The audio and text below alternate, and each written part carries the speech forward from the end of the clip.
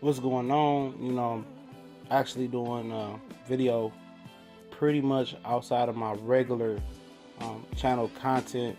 It's just one of those special videos that I'm gonna do and drop on this channel. Um, but usually I do the boxing thing, but I need a platform to put it on. So just a special video right here. I just hear people, I hear all these people on ESPN, Fox, these dudes, these media dudes, rave and just say how close LeBron is to Michael Jordan, or some of these younger guys, who didn't live through the Jordan era, saying that LeBron is a better player is absolutely false. I don't think he ever can come close to what Jordan was on the court alone. Talk about shit that as far as what the impact he had off the court on guys. Now, in terms of giving back to the community, definitely LeBron James is, head, shoulders, feet, legs, toes above Michael Jordan, that aspect. What he means to the state of Ohio and what he's done giving back. But when you talk about, basketball, what people don't understand when you talking about, who's greater, who's better, however you want to label it between these two guys, what they don't talk about is the degree of difficulty that both of these guys had. I could start off with LeBron James. He really didn't have to go through any tough challenges. I'm not even including, early in his career when he was with Cleveland, when he didn't have that much help. I'm not even going to harp or even speak on that. To me, that's just non-existent right now, because that alone, I could shred him upon on that. Not showing up in big moments, losing to Dwight Howard in the Eastern Conference Finals 4-1, I believe. I could talk about that, but I'm not allowed to talk about that. Talk about a guy supposed to be the best player on the planet, the greatest player on the planet in some people's opinion, ever to do it. And, what's his degree of difficulty? Beating the Al Horford Atlanta Hawks in the Eastern Conference Finals, sweeping them. Beating Derrick Rose and the Chicago Bulls was so great, where Derrick Rose never had a second, third, fourth scoring option. He's the only one capable on that team was getting 20 plus points a night. And he had to run the offense, get assists, rebound, and still play top-notch defense on the other side of the ball. At 6'3", maybe 200 pounds. The wear and tear, he got to play 48 minutes a night, no resting, no sitting out, just so the Bulls can have a good record. You know what I'm saying? The Boston Big Three, who was a one-hit wonder, won one championship, and pretty much after that, it was injuries, and it was just over for them. They was a one-hit wonder. People say, well, Ray Allen was 32, Paul Pierce might have been 33, 34, KG was the oldest at maybe 34, 35, 36, but at the end of the day, you look at all the mileage on those guys' bodies. They wasn't fresh, and at the end of the day, LeBron couldn't beat them, so he formed the Big Three in Miami. I'm not going to talk about that either. Too much. Those were the teams year in, year out he was going against. The Raptors, he had a battle with the Jazz back with the Wizards back in the day. These not marquee names. Look what Jordan went through to get to the Eastern Conference Final. He went through the era of hard-nosed basketball. He had to go through Bird and the Celtics, coming off a Liz Frank injury, dropping 63 in the Boston Garden and coming up short. He had to live through Magic in the Bird era, to struggle just to get scraps. He had to go through Isaiah Thomas, Rick Mahorn, Bill Laimbeer, and those tough Detroit Pistons, putting them on his ass every night and learn how to win. Then alone, you had Dominique Wilkins, who was a dude that can drop 60 at any given time, 50, 60 any given time, 40 on the night. He didn't have much help. You had the young Cleveland class from Mark Price, Elo, Brad Daughtry. Tough pickings. You had the rough and tough New York Knicks. That was just a splitting image of the bad boys, but had to be toned down because of the rules when Jordan cried to Stern. You talk about The Pacers, the battles he had with the Pacers in Indiana, the Davis boys, Mark Jackson, the beginning of Jalen Rose, him fighting through that. You know, talk about his finals appearance. I'm not gonna get there right now. You know, just the physical wear and tear that it took that he had to do, and people like he had Scottie Pippen, and Scottie Pippen was a good player, great player, top 50 all time at his time. You know, but nobody does it by itself. You know, you go to LeBron when he moves over to Miami, you know, no competition still through the Eastern Conference Finals. He had no comp with that team. You know, Boston was already old, as I spoke of. You know, he goes up, super team versus Dallas and Dirk Nowitzki. You know, go up 1-0. They start dancing, thinking they go 2-0. They won a championship. They get smashed. You think Jordan loses with a Dwayne Wade and a Chris Bosh to Dirk Nowitzki? Absolutely not. You know, and look at his finals appearance. He wins against a young OKC. He struggled with an old Spurs thanks to Ray Allen hitting that shot. Then he loses to a Spurs that had more experienced Kawhi Leonard, and he couldn't do shit with Kawhi Leonard. I never seen anybody lock Jordan down in the finals. Sean Marion, Kawhi Leonard, Jordan still giving them 40 every night. You know, just little shit like that. And Jordan played in an era with fluid, great big men. Who the best center in the NBA right now, or since LeBron been there? Dwight Howard had his time, but he's nothing. He wouldn't be a top 10 big man if he was. It was barely back in the 90s, in the 80s. You know what I mean? It ain't no good big man no more. You know? And people say DeMarcus Cousins, he's not a great big man. He can't win. When Shaq got on the Magic, they went from a 10, 12 win team to a 40 win team. That's an impact player. Anthony Davis. They're stars, but they're not elite big men. Look what Jordan had to go against. Kareem at the end. Patrick Ewing, who was a beast. Hakeem Olajuwon, who went first in this draft. You know, then you had other smaller big men like Charles Barkley, bigger guy, David Robinson, Alonzo Mourning. Big guys that can shoot the ball from mid-range, can post up. Nobody posts up no more every time down there. They all want to shoot threes and twos. Nobody was rim defenders and all-around solid big man.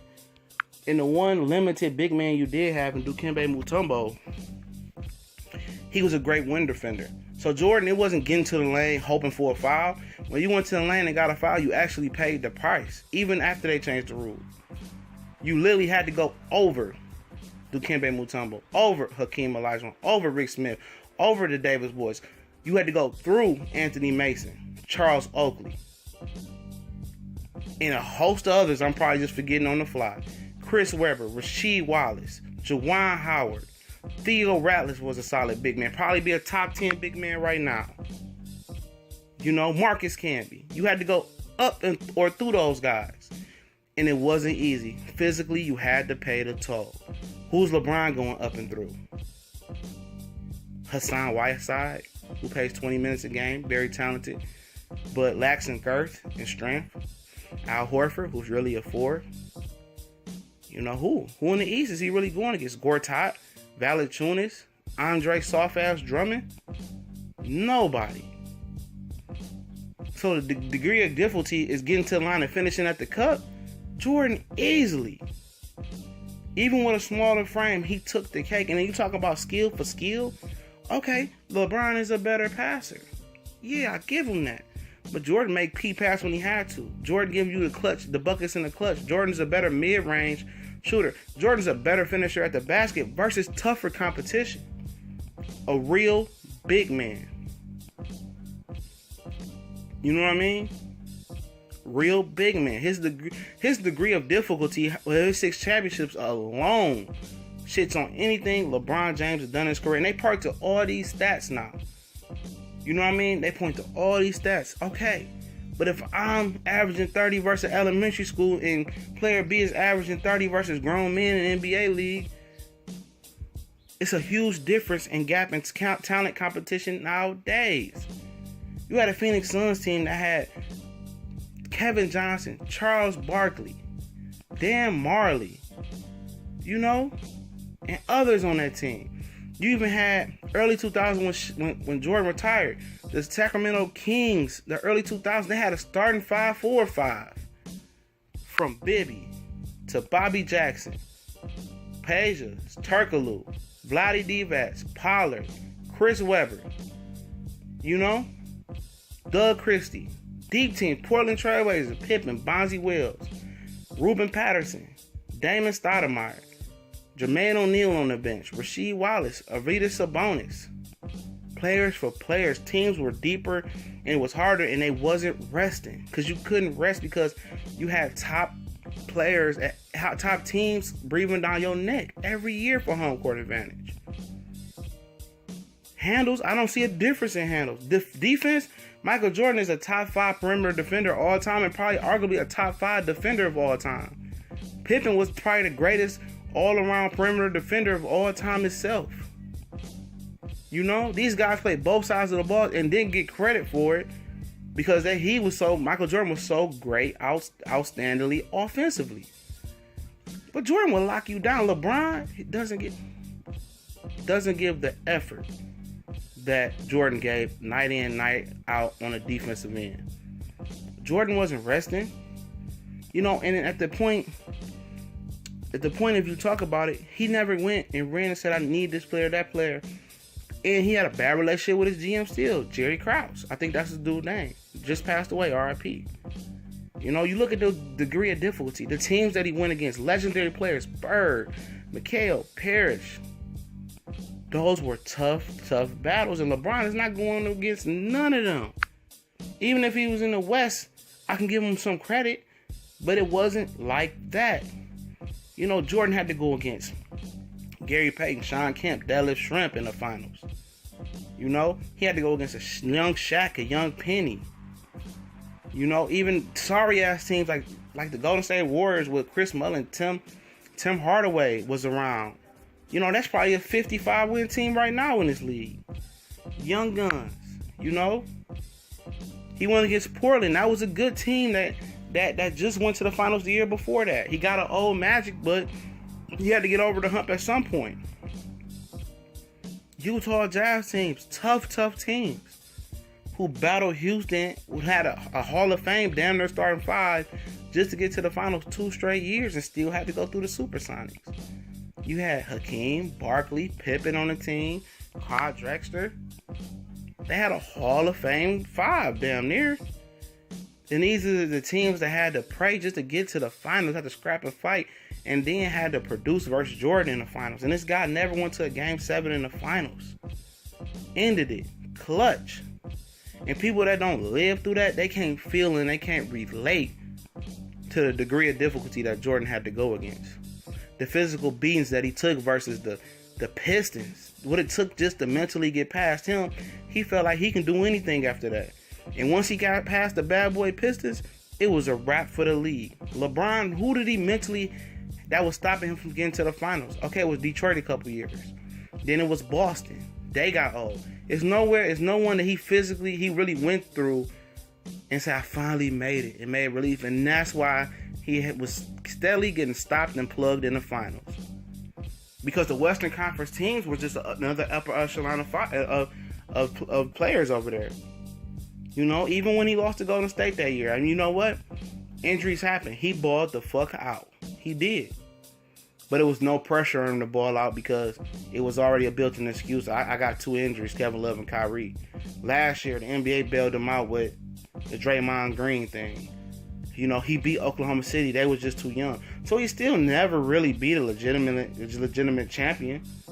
Not on fair terms, not 100%. However you want to slice it. Jordan left no doubt. There was no injuries. There was no people getting suspended. There was big men that can play. In a game that was dominated by the post big man, Jordan rose above them all. And this is coming from a guy who legitimately hated Jordan as a player growing up. I hated Boston and Larry Bird. I hated Jordan. Magic was my idol. Isaiah Thomas was my idols. Those are guys I looked up to. But I hated Jordan. But for people to sit here and make the comparison from apples to a sheet of paper, not even apples to oranges, apples to a sheet of paper. is just asinine, and people are blown up out here.